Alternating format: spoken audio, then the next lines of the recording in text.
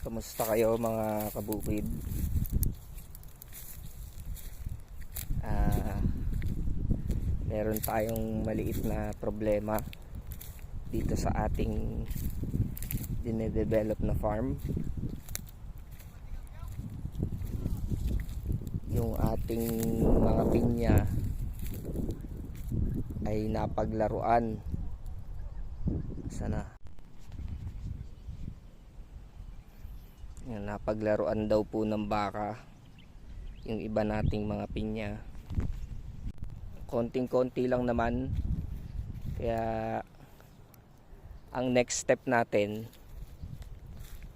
kailangan na natin bakurin yung kabuuan. Yan, may mga nakakalusot kasing baka kasi yung sa kabilang side nagsusuga sila dyan ng baka. Ayan po, yan, nalaro. Bakuran natin sila, may bakod na kasi yung may kabilang may-ari, kaya lang merong mga parte na bukas kasi dati nung hindi pa ito na-develop, sinusugahan ng baka, kaya na-open siya.